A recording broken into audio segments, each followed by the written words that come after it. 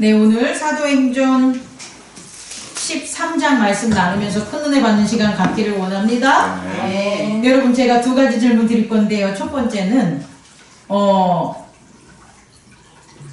무엇이 없으면 아무리 내가 상대방에게 뭔가를 해주고 싶어도 못해요. 또 하나는 무엇이 없으면 아무리 상대방이 나한테 무엇을 해주려고 해도 우리는 그것을 받지 못합니다. 무엇일까요? 마음. 사랑. 우리 권사님 뭐라고 그랬었어요? 사랑. 아니, 뒤에 있는 사랑. 사랑. 그래? 아니야? 그럼 한번 내가 사랑 없이 이렇게 그럼 두 번째 질문 못 넘긴 거예요. 한 번째 질문을. 두 번째 질문. 젊었었을 때는, 이제 청년 있을 때는 우리는 청년들한테 뭐를 가지라고 합니까? 꿈을 돈을 벌라고 하지 않죠. 꿈을 가지라고 그러죠. 그러니까 청년에게 필요한 건 뭐예요? 꿈이죠. 근데 이제 청년 지나서 장년으로 오면 꿈을 가지라고 그러지 않죠.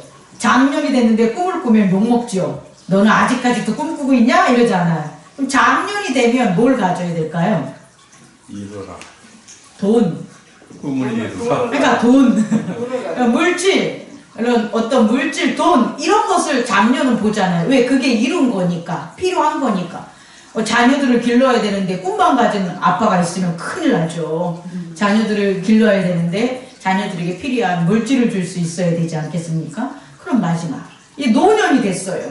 노년이 된 사람들에게는 뭘 우리는 빌죠? 뭘 바라죠? 건강. 그렇죠. 건강하죠. 그럼 그 건강은 뭡니까? 뭐가 느끼는 게 건강입니까? 몸이죠. 몸. 자, 오늘은 몸의 실제성에 대해서 여러분과 함께 나눴으면 합니다.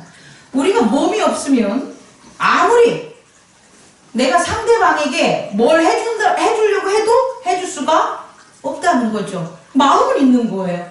근데 몸이 안 하면 그 마음을 전할 수가 없지요. 아무리 상대방이 나한테 뭐를 해주려고 그래. 뭐를 해주려고 그래도 내가 몸이 그걸 따라주지 않으면 그걸 받을 수가 있어요? 없지요. 그리고 세상 모든 것들이 다 가지고 있어. 앞으로 어떠한 일들이 일어나고 어떠한 좋은 것들이 있다는 꿈들이 아주 많아. 좋은 것들이. 그리고 물질도 너무 풍부해. 그래서 다 가졌어. 그런데 뭐가 아프면? 몸이 아프면 아무 소용이 없다는 것을 알 수가 있습니다. 우리 기독교는요, 다른 종교와 다르게 몸을 중요시 여겨요. 몸을 바라보는 아주 독특한 그런 하나님의 언약을 받은 게 기독교예요. 그래서 우리는 우리의 몸의 실제성, 우리의 몸이 얼마나 중요한 것을 우리가 깨닫는 귀한 시간을 가졌으면 좋겠습니다. 그럼 첫 번째, 우리의 몸의 역할을 봅시다. 우리 성경에서 말하는 몸의 역할이 있어요. 성경에서는 우리의 몸을 통해서 두 가지를 합니다. 하나님 앞에 뭐라고 있었을까요? 첫 번째는 포괄적으로 합시다. 하위 개념이 말고 포괄적으로 하면 우리의 몸으로 하나님을 섬기죠. 섬김이라는 서비스. 다시 말해서 우리의 몸은 어떠한 역할을 하냐 봤더니 성경에서 섬기는 역할을 하죠. 그 섬기는 것에 찬양도 하고 기도도 하고 말씀도 나누고 돈도 벌고 안식도 지키고 여러 가지가 있잖아요. 다시 말해 성경에서 말하는 섬김은 우리의 몸을 통해서 하는 거라는 거예요. 또 하나는 그럼 성경에만 몸이 섬기냐? 아니죠. 일상적으로 우리가 살아갈 때도 우리의 몸이 뭐하고 삽니까? 서비스하고 살죠.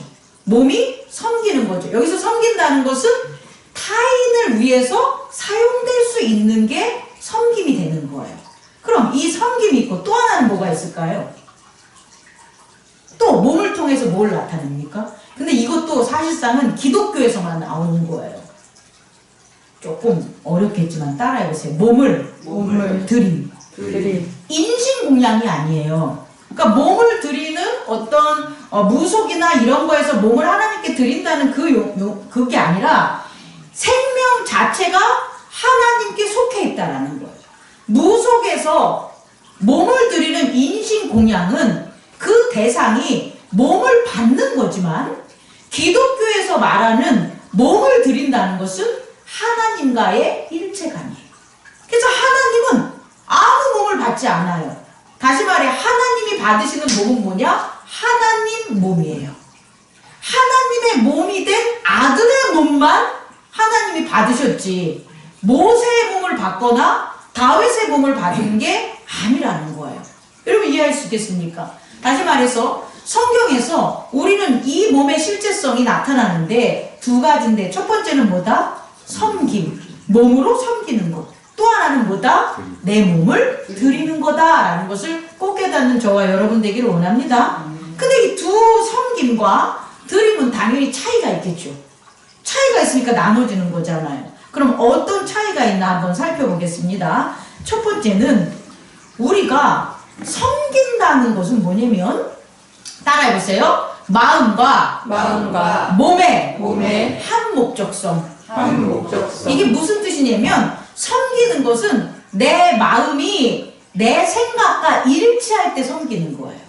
만약에 내 마음은 섬기고 싶은데 내 생각이 바빠, 나 힘들어, 그러면 섬김의 행위가 일어나지 못해요. 내가 엄마를 섬기고 싶은데 마음은 있어. 그런데 내가 오늘 돈 벌러 가야 돼. 그러면 내 생각과 내 마음이 일치되지 않죠. 그럼 그곳에선 섬김이 나타나지 않는다는 거예요. 다시 말해 섬김은 마음과 생각이 어떻게 된다? 일치되는 거예요. 두 번째, 섬김은 누구를 위하는 걸까요? 타인을 위한 거예요. 다른 이를 위한 거예요. 나를 위하는 게 아니라 나 아닌 다른 사람을, 다른 존재를 갖다 위하는 게 뭐가 되는 거다? 섬김이라는 거예요. 세 번째는 뭐냐면요, 이 섬긴다고 할지라도 죄의 영향이 남아있어요. 이건 무슨 소리냐면 제가 오늘 마음으로 엄마한테 맛있는 거 사다 줘야지 라고 엄마를 섬겨야지 라는 마음이 생겼어. 그래서 바쁜 중에도 좋은 가게에 가가지고 음식점에 가서 맛있는 순댓국을 산 거예요. 그래서 어머니한테 갖다 줬어. 그럼 엄마를 뭐 한 거예요? 섬긴 거죠. 그 다음날 혹은 그 다음에 엄마가 그 국을 먹다가 떨어뜨렸어. 그러면 내가 아이고 어머니 이걸 왜 떨어뜨렸습니까? 이렇게만 할까요? 뭐야 이거 내가 이거 사다 줬는데 이걸 왜 떨어뜨려? 라고 할까요 안 할까요? 하죠. 왜 안 합니까? 한번 생각해 보세요. 우리가 섬길 때 누군가 서비스를 할 때에 그 사람을 위해서 뭔가를 하죠. 그런데 그게 내 마음과 내 행동에 만족함이 없거나 어떠한 새로운 외부 영향이 딱 발생해. 그러면 그 마음이 깨져요 안 깨져요? 깨지죠. 그리고 다시 거기에 죄가 영향력을 미칠 수 있다라는 거예요. 그러니까 섬김이 우리가 섬기면 모든 게 다 해결되는 게 아니라는 거예요. 이스라엘 백성들은 하나님을 섬겼어요 안 섬겼어요? 섬겼죠. 그런데 뭘 만들었어요? 금송아지를 만들었잖아요. 하나님을 섬기는데 왜 금송아지를 만들어요? 아닐 것 같지만 아니라는 거예요. 우리 교회도 마찬가지고 우리 이 기독교도 마찬가지로 많은 교회들이 하나님 뭐 하고 있어요? 섬기죠. 서비스하죠. 오늘 다 예배 드릴 거 아닙니까? 주일날. 근데 그 교회들이 죄의 영향에서 벗어났습니까? 안 벗어났습니까? 죄를 질 수 있는 교회들이 많죠. 여전히 많죠. 우리도 마찬가지죠. 오늘 예배를 드렸다고 우리가 돌아오는 주에 죄를 안 질 수 있고 죄에서 떠나는 것은 아니죠. 다시 말해 섬김은 죄의 영향을 받는다라는 거예요. 이걸 꼭 명심하는 저와 여러분 되길 원합니다. 그래서요, 아무리 섬겨도 어떤 일이 벌어지냐? 심판과 몸의 썩음은 나타난다는 거예요. 우리가 하나님을 잘 섬겼어 라고 해서 우리가 심판받지 않는 게 아니라고요. 하나님을 잘 섬겼어도 우리는 뭘 받는 거예요? 심판받아요, 여러분. 하나님을 잘 섬기면 영생하는 게 아니에요. 하나님을 잘 섬겼어도 뭐 할 수 있는 거예요? 몸은 썩어요. 죽어요. 그 예가 오늘 성경에 나오는데 누구냐? 다윗이라는 거예요. 다윗이 얼마나 하나님이 다윗을 좋아했냐면 너와 나는 마음이 뭐한 자? 합한 자. 너는 내가 보기에 다윗이 참 정직한 자 너무 좋아했단 말이에요. 하나님이 다윗을. 근데 오늘 성경에서 보면 다윗은 어디에 갔습니까? 사망에 간 거예요. 다시 말해 썩을 몸이 있다라는 거예요. 썩는 몸이 있다라는 것은 심판을 피하지 못하는 거예요. 아브라함이든 다윗이든 썩을 몸을 가졌다면 그는 결국 하나님을 잘 섬겼다고 하더라도 뭐 된다? 심판을 피할 수 없다는 걸 꼭 깨닫는 저와 여러분 되기를 원합니다. 그러니까 한 가지만 명심해 주면 되는 거예요. 내가 주일날 예배 잘 드려. 내가 하나님 잘 섬겨. 그런다고 내가 심판받지 않는 게 아니라는 거예요. 내가 썩지 않는 몸이 아니라는 게 아니라는 거예요. 이걸 꼭 깨닫는 저와 여러분 되기를 원합니다. 그럼 두 번째, 예수 그리스도가 오셔서 어떤 일이 벌어졌냐? 정말 놀라운 일이 벌어진 거예요. 구약에 있어서 하나님이 받으셨다, 사람을 받으셨다라는 건 나타나지 않아요. 그렇지 않습니까? 재물은 받으셨죠. 어린 양들은 받았죠. 그런데 사람을 받지 않았다는 거예요. 이 말은 하나님이 사람의 몸을 부활시키지 않았다는 거예요. 하나님이 사람의 몸을 받았다는 것은 하나님 안에 몸이 같다는 거예요. 그럼 하나님은 어떤 분이냐? 영생하시는 분이잖아요. 그럼 하나님과 함께하는 몸은 어떤 몸이에요? 영생하는 몸이라는 거예요. 이게 언제 생겼냐? 예수 그리스도 이후에 일어난 거예요. 예수 그리스도로부터 말미암아 일어난 거예요. 그렇다면 예수 그리스도는 섬김을 넘어선 뭐를 했다는 거예요? 드림을 했다는 거예요. 뭐라고요? 드림. 자기를 기부, 하나님께 드린 거예요. 샌드, 나를 어떻게 하는 거예요? 하나님께 보낸 거예요. 이것을 꼭 깨닫는 저와 여러분 되기를 원합니다. 그렇다면 드림은 어떤 특징이 있냐? 에고는 아까 섬김은 마음과 몸이 일체성이 있다고 했잖아요. 섬김은. 그런데 드림은 뭐냐면 마음과 몸이 일체하면 안 돼요. 이거 되게 중요해요, 여러분. 마음하고 몸이 마음하고 생각이 몸이 일체하면 완전 울트라 강한 아주 신념이 나와요. 그럼 그 신념을 가진 자는 하나님께 못 드려줘요. 자기 거기 때문에. 다시 말해 드림에서 필요한 건 뭐냐? 따라해보세요. 마음과 몸의 가치 중립. 이게 뭔 뜻일까요? 자아가 죽는 죽지는 못하지. 죽으면 다시 못하니까. 그게 가치 중립이라는 건데 뭐냐면 나는 내 의지를 내려놓겠습니다. 나는 내 몸, 내 생각을 멈추겠습니다. 그래서 의지와 생각이 작용하지 않아요. 만나지 않아요. 이것을 가치 중립이라 그래요. 그럼 이렇게 되면 마음과 몸이 뭐 하는 거예요? 작용하지 않는다는 거예요. 우리는 이거를 종교적으로 하면 뭐 명상한다, 뭐랄까 깨달은다 이런 말로도 표현하는데 사실은 성경적으로 말하면 의지와 몸이 작용하지 않는 사실로 말하면 기도의 순간이 되는 거예요. 우리 성경에서는 내 의지대로 하지 않고 내 몸의 생각을 멈추는 유일한 시간이 뭐다? 기도의 시간이다. 그 기도의 시간에 내 몸이 작용하지 않는 누구의 몸이 작용하냐? 따라해보세요. 성령이 작용한다.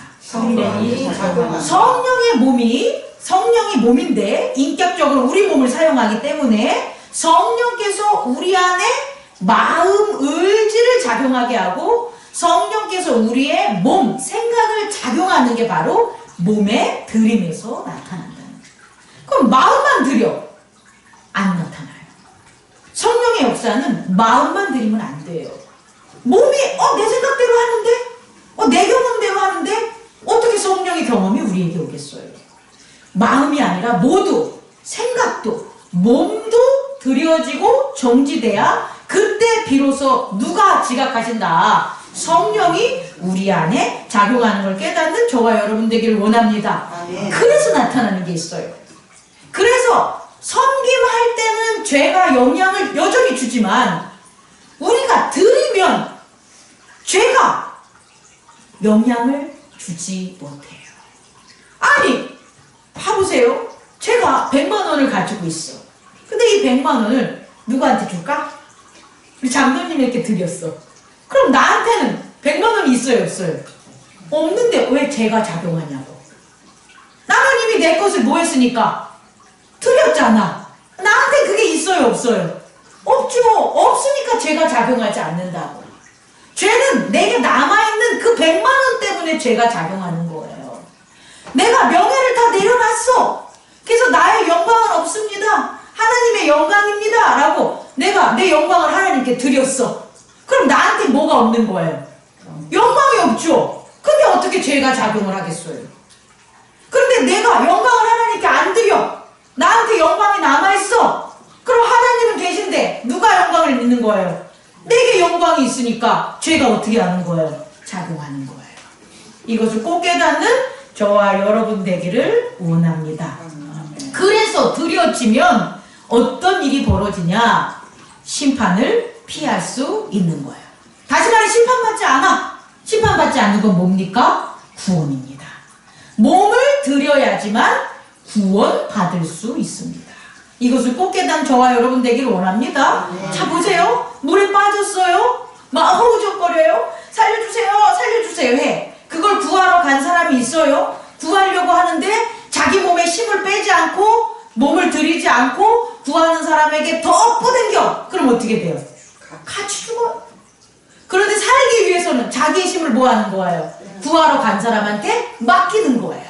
그러면 구할 수가 있어요, 없어요? 있다는 거예요, 여러분. 그게 구원이라는 것. 내 몸을 드릴 때 나타나는 것은 뭐다? 구원받을 수 있다. 그럼 우리가 말하는, 기독교에서 말하는 구원은 따라해보세요. 몸의 부활. 이해할 수 있죠? 기독교에서 말하는데 부활이 없어. 우리가 믿음이 있는데 우리는 그냥 이 세상에서 잘 먹고 잘 살고 내 마음의 평안과 죄짓지 않고 깨달음과 평강과 뭐 예를 들어서 만족만 느끼는 게 그게 구원이야? 현세적 구원이야? 그거 아니에요, 기독교는. 기독교는 뭐가 구원이냐? 내 몸이 뭐 하는 거예요? 부활하는 거예요. 내 몸이 살아나는 거예요, 여러분. 이 세상을 살아가면서도 내 몸이 아파요. 근데 그 몸이 하나님의 뜻이 있으면 뭐 한다? 치유 받는다. 다른 데는 안 그런다니까. 근데 우린 그런 믿음을 가져야 되는 거죠. 그게 바로 몸의 드림 때문에 가능한 거라고. 몸의 드림이 없으면 구원과 몸의 부활은 있을 수가 없습니다. 이것을 첫 번째로 깨닫는 저와 여러분 되기를 원합니다. 자, 우리는 몸을 통해서 뭘 할 수 있다? 섬기고 드릴 수 있다. 섬김을 하세요. 섬김은 나쁜 거 아닙니다. 섬길 수 있는 거 섬기고 또 거기에만 멈추는 게 아니라 뭐 해야 된다? 드려야 된다. 누구에게? 하나님께 드리는 저와 여러분 되기를 원합니다. 두 번째, 그럼 이 일을 누가 하냐는 거예요. 이 일을. 여러분, 섬김은요, 내가 할 수 있어요. 왜? 내 의지와 보니까.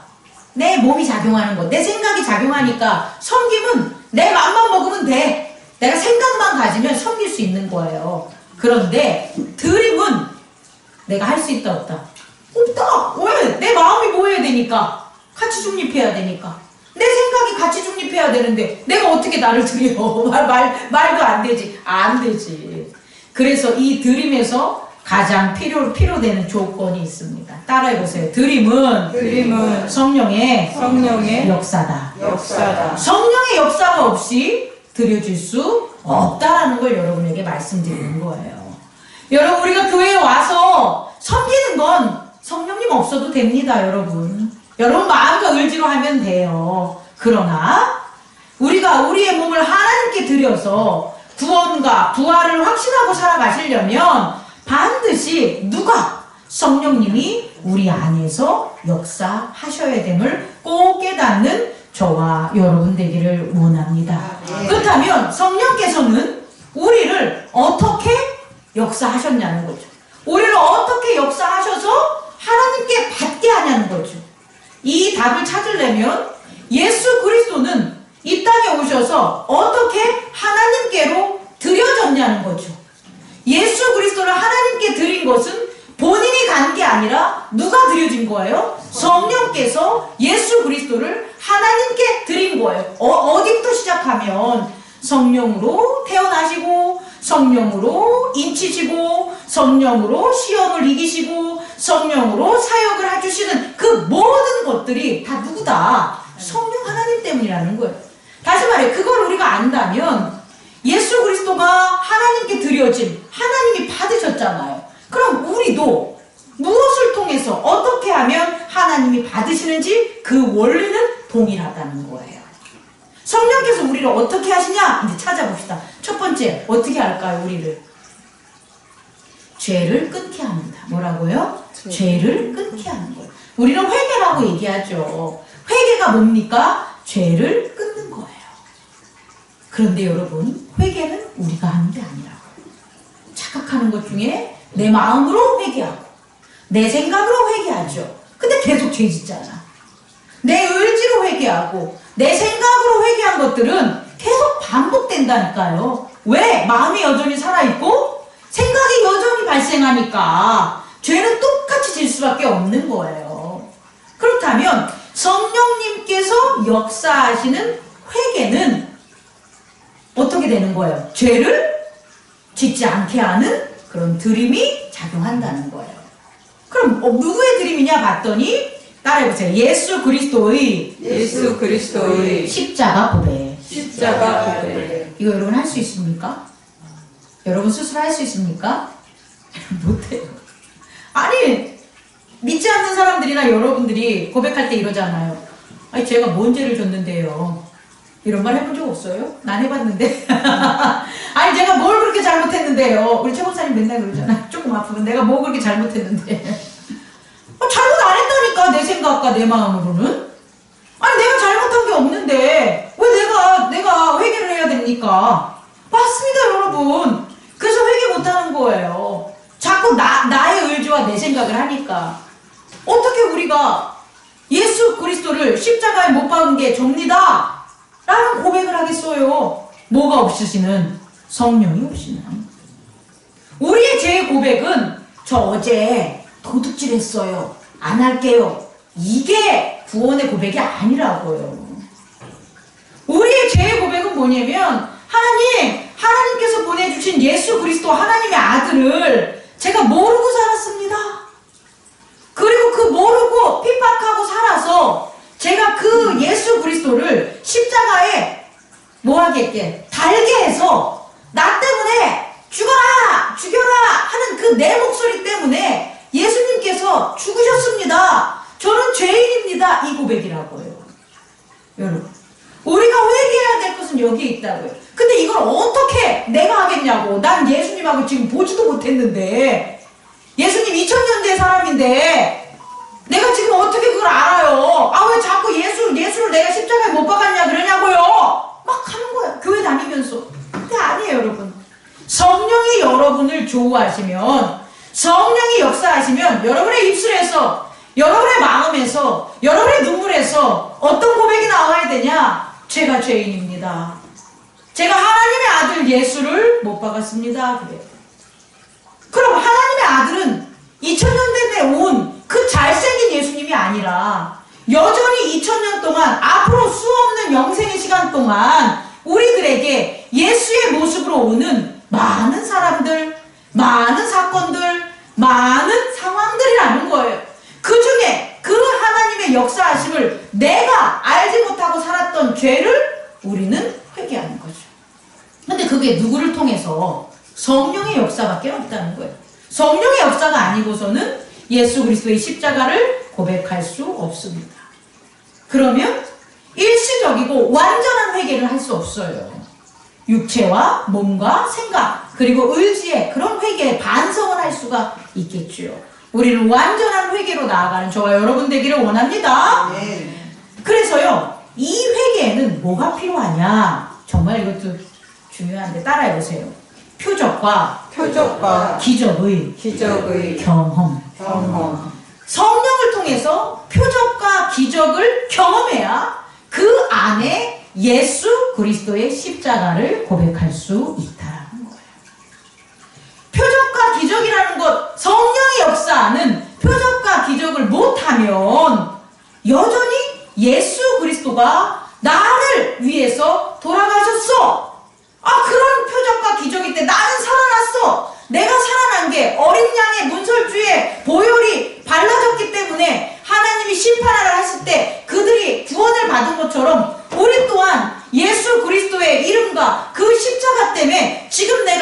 이빨만 나무 이빨만하게 뚝 떨어져서 내 발등을 찍었는데 내 발등이 이렇게 걸어 다닐 수 있어! 라는 걸 성령이 그 기적과 표적을 안 알려준다면 어떻게 우리가 회개할 수 있겠냐는 거예요. 꼭 깨닫는 저와 여러분 되기를 원합니다. 두 번째는요, 성령이 또 하시는, 몸을 통해서 하시는 게 뭐냐 봤더니 따라해보세요. 의를 행함. 여러분, 나 하나님 잘 살고 있어요 이렇게 얘기할 때 있어요. 저 괜찮죠? 잘 살죠? 그러면 하나님은 우리한테 얘기해요. 네가 뭘 잘하고 있는데? 네가 뭔 의로운 일을 했는데? 한번 여러분 한번 물어보세요. 옆 사람에게. 당신은 일주일 동안 무슨 의로운 일을 하셨나요? 무슨 의로운 일을 하셨나요? 대답해 보셔요. 아멘. 의는 우리가 하는 게 아니라고요. 성경에서 말하는 의로움은 우리가 하는 게 아니에요. 누가 하게 하냐? 성령님이 하게 하시는 거예요. 성령님이 우리의 몸을 사용하셔야지만 그때서야 우리는 뭘 할 수 있냐? 의로움을 할 수 있다라는 거예요. 여러분, 오늘 성경만 봅시다. 예수님에게 있어서 제자들에게 있어서 예수님은 어떤 분입니까? 3년 동안 표적과 기적으로 그들을 이끈 분이잖아요. 근데 예수님이 십자가에 못 박혀 돌아가셨을 때 이들이 뭐 했습니까? 다 도망갔습니다. 다락방에 모여가지고 두려워했습니다. 기도는 했지만 두려워했잖아요. 그런데 이들이 바뀌었어요. 어떻게? 부활하신 예수님을 만난 다음에 이들이 바뀌었단 말이에요. 어떻게 바뀌었어요? 여러분 얘기해 보세요. 뭘 담대하게 얘기했어요? 그 복음이 뭐예요? 그렇죠. 예수 그리스도가 살았다는 거예요. 여러분, 예수 그리스도가 살았다는 거 우리 못 전합니다. 여러분이 누구한테 가서 예수님 부활하셨어, 나를 위하여 십자가에 못 박혀 돌아가셨다가 부활하셨어, 그 말 전한 사람 손 들어봐. 우리의 의지와 생각으로 못 전해요. 왜 못 전하냐? 듣는 사람이 뭐라고 하니까, 미쳤다고 하니까. 여러분을 미친 모습으로 보이고 싶지 않아요. 그래서 우린 못 전한단 말이에요. 그런데 누가? 성령이 전하는 거예요. 그걸 전하는 게 정이라고요. 더 엄밀하게 얘기할게요. 이 당시 예수님의 제자들이 예수님의 부활을 못 전한다니까요. 부활을 전하는 거는 결국 나 뭐 해달라? 잡아가 주세요. 나 죽여주세요. 이거와 똑같은 거예요. 그래서 정의라는 거예요, 여러분. 왜 예수의 복음을 전하는 게 정이냐면, 그때 당시에 예수님이 우리의 죄를 사하시고 우리를 천국으로 부르시기 위해서, 부활시키기 위해서 그는 살아나셨습니다 라고 하면 죽어. 그 죽음을 감수하고 내가 할 수가 있겠냐고요. 베드로 못해요. 요한 못해요. 다 못해요. 근데 누가 시키는 거예요? 성령께서 하셨다는 거예요. 베드로와 제자들이 기도할 때에, 경건한 삶을 살 때에, 예수만 바라보려고 온갖 힘을 다할 때에, 그래서 그들의 마음과 의지를 내려놓을 때에, 그들의 몸을 하나님께 드릴 때에 성령이 그들의 입술을 뭐해서 주관해서, 오늘 사도행전 13장처럼 너네 저리로 가, 바나바랑 바울 가가지고 내가 시키는 대로 해. 그랬을 때 바울이 한 거 아니겠습니까? 이게 성령으로 통해서 의를 하는 것을 꼭 깨닫는 저와 여러분 되기를 원합니다. 다시 말해, 의는 예수 그리스도의 부활을 고백하는 거예요. 예수 그리스도의 부활은 성령님만 통해서 고백할 수가 있습니다. 이것을 꼭 깨닫는 저와 여러분 되기를 원합니다. 마지막 세 번째, 그래서 성령께서는 우리를 통하여 불가능한 증언을 하게 하는 거예요. 불가능한 증언. 두 가지. 첫 번째, 우리 몸이 뭐가 없다? 죄가 없다. 깨닫기 바랍니다. 그게 가능해요? 우리 기도할 때 그러잖아요. 나 죄 안 졌습니다. 죄 없습니다. 이 고백 안 하잖아요. 우리가 죄를 어쩔 수 없이 졌습니다. 용서해 주세요. 그러잖아요. 이 죄가 불가능하다고 생각하는 거예요, 우리가. 맞아요, 여러분. 우리의 마음과 우리의 몸은 죄에 대해서 불가능해. 죄가 없지는 못 살아. 그런데 누구에 이끌려 살면, 성령에 이끌려 살면 불가능한 증언을 한다고요. 그게 뭐냐? 내 몸은 죄를 안 줬다는 거예요, 여러분. 자, 하나님, 저의 몸이 성결하오니 저의 몸을 드립니다. 제가 저의 몸으로 하나님을 섬깁니다. 이게 가능하다는 거예요. 근데 그렇게 섬기지 않잖아요. 성령이 역사하지 않으니까 좀 죄를 줬는데요. 하나님 그래도 제가 좀 섬길 테니까요. 좀 봐주세요. 이렇게 하잖아요. 이건 우리의 생각과 의지가 하는 거고 성령께서 우리가 이끌 때는 이 불가능한 증언을 하게 하는 거예요. 첫 번째, 예수 그리스도 말미암아 저희 죄를 사하여 주시고 성령의 인도하심을 말미암아 오늘 이렇게 성결케 거룩하게 경건하게 하나님 앞에 나아가게 해주심을 감사합니다. 이 불가능한 증언이 성령에 의한 증언이 되기를 원합니다. 두 번째는 또 어떤 증언을 하겠어요? 하나님 저의 몸을 받으시옵소서. 이게 불가능한 증언이라고. 하나님께 여러분 몸을 어떻게 드려요? 몸 드릴까요? 말까요? 받으시려요? 그럼 저 기도 좀 들어주세요. 그럼 제 몸 드릴게요. 아니지, 몸도 안 드리지. 몸을 드린다는 말은 하지도 않지. 몸을 드리는 건 나의 소유와 의지와 생각이 다 하나님 뜻대로 하는 건데 여러분 그렇게 살았냐는 거예요. 근데 그렇게 살아야죠. 그게 바로 불가능한 두 번째 증언이라는 걸 꼭 깨닫는 저와 여러분 되기를 원합니다. 그런데 여러분 성령은 우리에게 이것을 시킵니다. 이 불가능한 것을 시키는 거예요. 이 불가능한 것을 가능하게 하려고 성령께서 우리에게 역사하는 거예요. 내가 할 수 있는 것을 성령께서 하시는 게 뭐하러 성령이 필요합니까? 내 돈 갖다 교회 짓는데 성령이 뭐하러 역사하십니까? 내 입술 갖다 하나님 찬양하는데 성령이 뭐하러 내 입술을 쓰십니까? 내 지식 갖다가 내 사랑하는데 성령이 뭐하러 우리에게 지식을 주십니까? 안 주시죠. 근데 하나님께 드리는 것, 하나님께 받는 것은 이 불가능한 증언을, 불가능한 것을 가능하게 하시는 성령께서 하실 때 일어난다는 것을 꼭 깨닫는 저와 여러분 되시고, 그럼 어떻게 하시냐? 성령께서 따라해보세요. 첫째, 징계를 통해서 하나님의 두려움, 하나님의 무서움, 하나님의 위대하심, 그게 기적과 표적이에요. 그 기적과 표적 징계를 통해서 뭘 통하는 거예요? 내 죄를 고백하게 한다고요. 제가 어제 나무가 있단 말한 게 에이씨 떨어질 줄 알았어. 그 사이에 낀 게 이만했단 말이야. 아니 몸뚱아리가 이만해. 그거를 이렇게 껴서 떼는데 옆에 게 분명히 떨어질 것도 같았어 느낌에. 근데 내 생각이 에이 설마 하는데 이걸 빼면서 얘가 떨어져서 소리를 최원사님 못 들으실지 모르겠지만 비명을 질렀습니다. 징계. 저는 그걸 징계로 봐요. 징계. 어떤 징계? 네 몸을 조심해라. 네 몸은 하나님 몸이다. 드려지는 몸이다. 네 몸이 조심하지 않고 깨끗하지 않고 주의 깊지 않을 때 네 몸이 상하게 된다. 발 먹지 않고 1시간 동안 기도했어요. 저 앉아서 한 15분 기도하고 와가지고 제가 다음 주에 할 일도 많고 내일 교회도 가고 지금 응급실에 가야 됩니까? 안고 치유, 아이고 하나님 치유해 주시면 치유의 기적도 받고 치유의 능력도 받고 얼마나 좋습니까? 계속 기도했는데 났어요. 치유해서 난 건지 아니면 아예 덜 아픈 건지 모르겠는데 어쨌든 그 통증과 모든 분 것들이 다 사라졌습니다. 징계를 두려워하지 마세요, 여러분.